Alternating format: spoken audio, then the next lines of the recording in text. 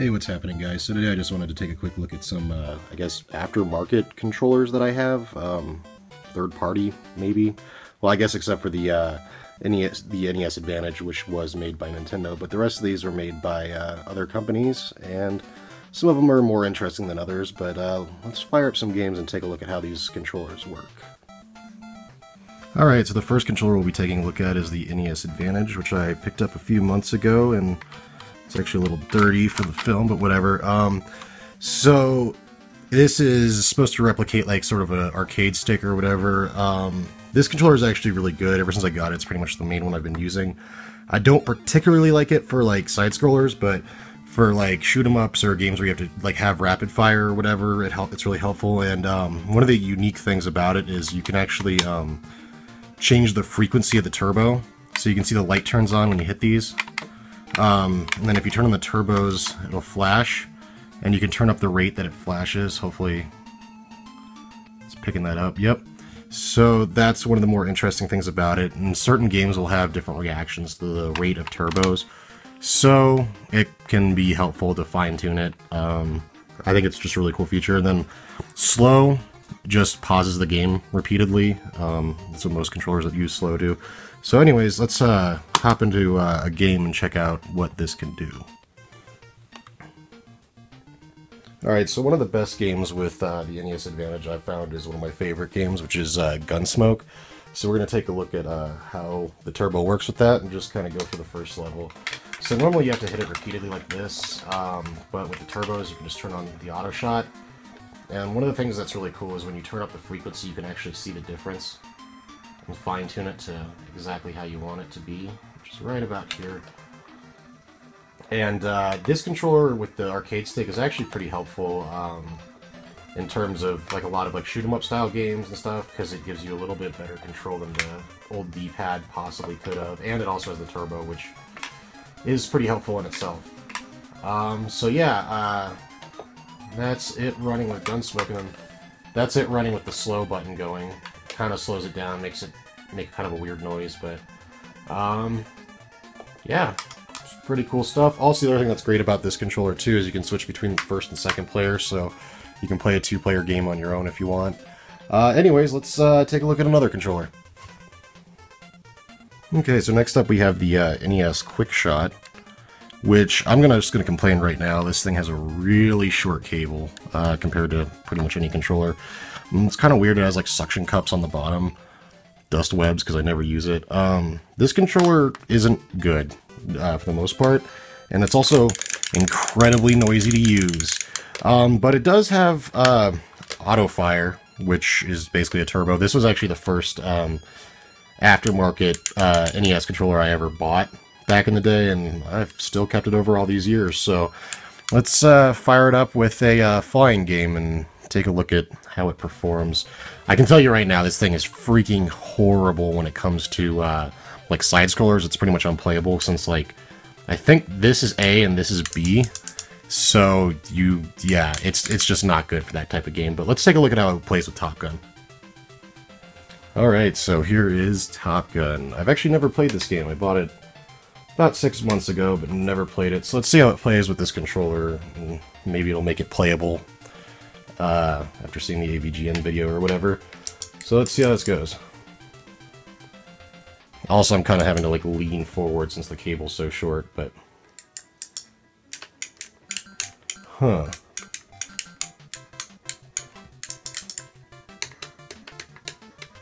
Maybe this controller's broken. It doesn't seem to want to move anything on the screen.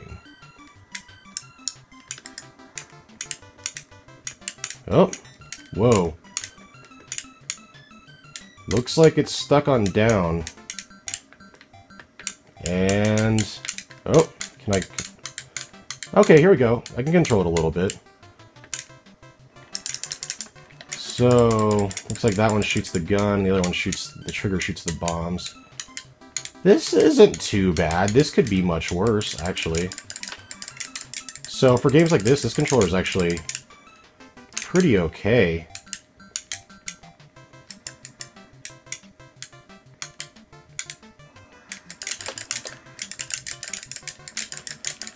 Yeah, this isn't bad at all, actually.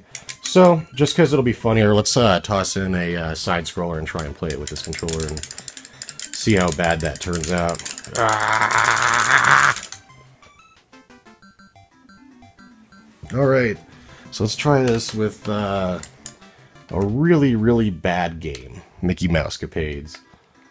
I haven't used this controller in a really long time, but I do not remember it being good at all with this type of game, so we'll see how this goes. Oh, let's put the suction cups down. Okay.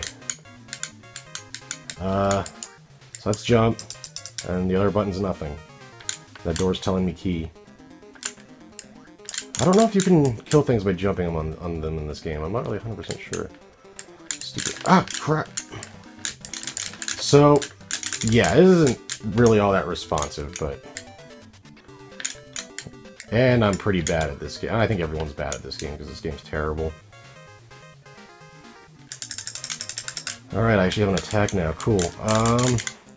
So yeah, anyways, that's kind of what this thing's like on this type of game. It's not really made for it, but it's doable if you had to, I guess. I wouldn't recommend it, but...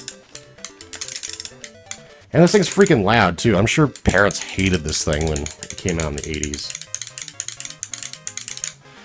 Anyways, that was the Quick Shot for the NES. It's, I guess it's okay for Top Gun and those kind of games, but there's not that many, like, flight sims for the console, so I don't know why you'd buy one. But anyways, there it is. Alright, so moving up a generation, we're going to be taking a look at the Super Advantage. This is like kind of like the sequel to the NES Advantage, except this actually wasn't made by Nintendo. It was made by a company called ASCIIware. ASCIIware actually makes really good stuff, and the next controller I'll show, they also did, and I really like it. Instead of having knobs for the turbos, there's actually sliders now instead. I don't really know how I feel about it. Like, a lot of games on Super Nintendo don't really require a lot of button mashing, but whatever. And then, also one thing that's notable is this slow button is the most satisfying button to press in, like, the entire world. It has such a nice, like, little mechanical click to it. So, yeah, and I guess they probably originally made this as, like, a, something to use, like, an arcade stick or something like that for, like, fighting games, but, yeah, let's see how it works with a couple various Super Nintendo games. So, let's take a look. Alright, so here's the controller running with Super 3D Noah's Ark, which is kind of an obscure game since it's the only unlicensed game for the Super Nintendo. And let's see if I can kill some goats or something. This game is actually a reskin of Wolfenstein 3D, and that's not very good, actually. It's kind of hard to control nowadays and kind of looks like trash. It's not a very good-looking game. Yeah, I mean, I guess it kind of controls okay. It's kind of weird playing a first-person shooter with... Well, first-person shooters on the Super Nintendo just aren't really the best, since you can't really strafe or anything. But it gets the job done. One thing that's worth noting about these Super Advantage and the NES Advantage is that because these buttons are so big, it doesn't happen as much with this one, but with the NES Advantage, sometimes the buttons, if you put them in sideways, like, if you, like, hit it on the edge like that, see, the A button's now stuck. And you gotta undo it like that. So that's kind of an issue with having these big old buttons, but it's alright. Let's take a look at this controller on maybe a more normal-ish game. So this is more of a game that this controller was probably made for, since it's probably designed to be a fighting pad. So let's see how it works. Huh, I don't think that start button works. Oh, maybe it does. I guess I'm Jago now. I'm really bad at fighting games too, so this probably isn't going to go so well. I'm not sure if the L and R button are used in this or not. No, looks like they are. Cool.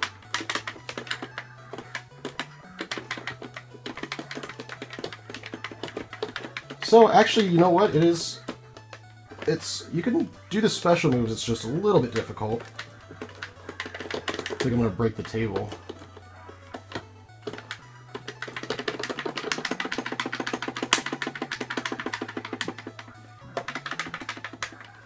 So I lost, but I don't know, it feels alright for it. I think I'd prefer just a standard controller just because that's what I'm more used to for this, but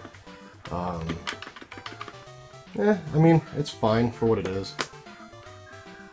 Turbo, auto. Yeah, that's another thing that's kind of interesting about this controller, is it also was the, unlike the NES Advantage, instead of just having turbo, it also has full-on auto, so once you switch it over to the third setting, it'll just automatically, repeatedly press that button, and you can up the rate of whatever it is by sliding these sliders up here. Let me see if I have anything where the turbo actually might show itself off a little bit better. You know what, no, I'm not going to lie, I don't really own any shoot-'em-up games for the Super Nintendo, so let's just move on to the next controller. Alright, next up we have the ASCIIware Fighter Pad, and I've had this controller for a really long time, actually. I got this controller the day I picked up Chrono Trigger back in the day. One thing that's nice about this controller is that it relocates the R and L buttons to right here, rather than having them on top, so it's a bit more like playing like on like an arcade thing for... but it's like a gamepad, so instead of having your buttons up here, it's more like an arcade pad, like you'd actually see in like the arcade when you're playing a fighting game.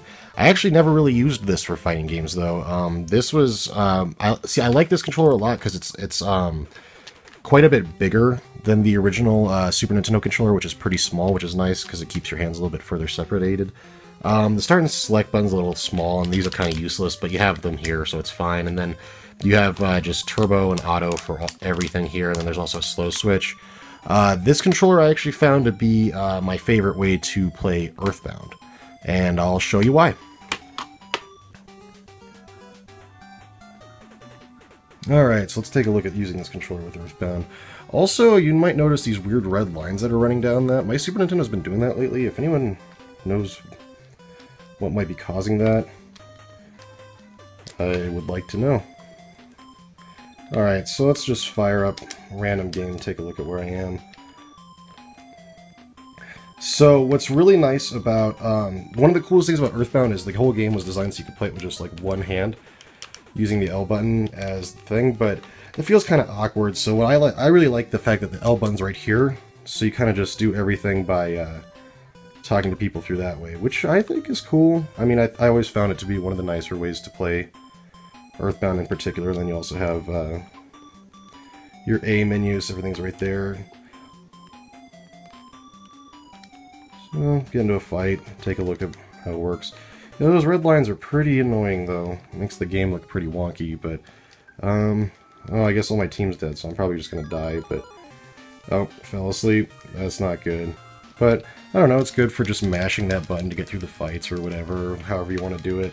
Overall, yeah, I think this is probably my favorite Super Nintendo controller that I've ever used, and I would highly recommend it if anyone's looking to pick up a non-manufacturer-made controller, as this one I think is actually...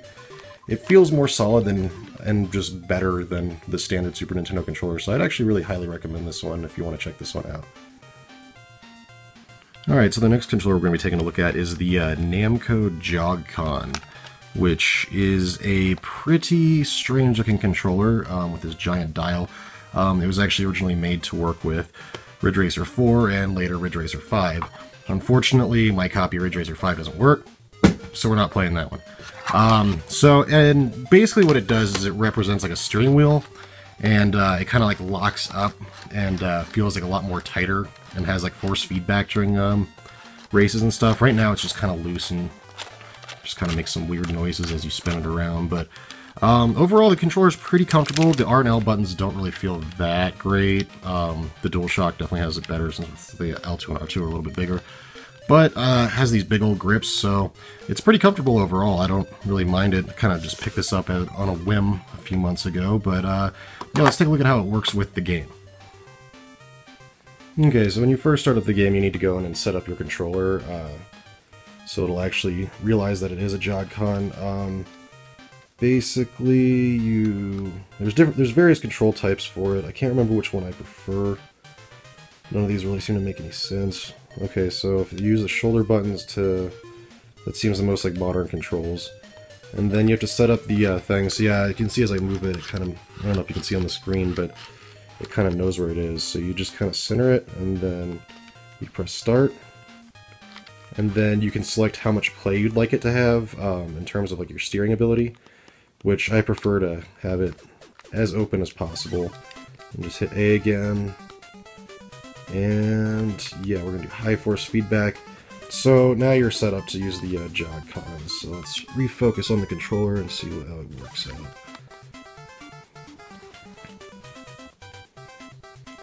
Alright, so after a few pages of text, I think we're finally about to get into the game and take a look at how this Jogcon works. And it's actually, it's really weird. Like, it's a really strange experience to use this controller. I mean, if you have the chance to check it out, I would see. Now I can barely move it, since it's all locked into the race or whatever, and it's like really hard to move it past here.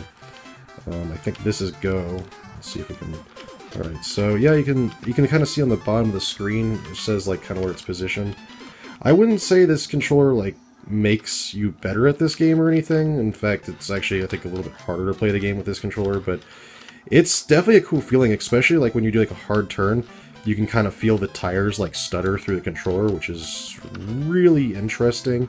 It definitely kind of has that arcade feel, like when you get like sit down in like those arcade machines and like the wheels kind of like jostle around as you play and stuff. It's cool, I guess, to have that on like a home console.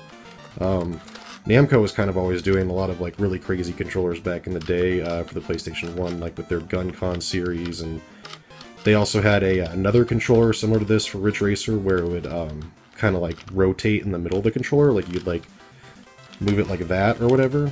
And I am not that great at Ridge Racer anymore. This used to be one of my favorite racing games, but over the years I've gotten pretty bad at it. So yeah, you can just kind of see it just going crazy if you let it. Oh god, I think I broke it. Okay. Oh no. You see it, like, yeah, and it definitely stiffens up the faster you're going too, which is pretty cool. Okay, I don't even know what's happening with this anymore. Alright, back on track. Cool. Yeah, so it's pretty cool controller. I mean, I would definitely pick one of these up if you see one and you have either the Ridge Racer games. R4's pretty damn good for the PlayStation 1. Anyways, hopefully you've enjoyed looking at some of these weird controllers with me. Hopefully you enjoyed it. Thanks for watching.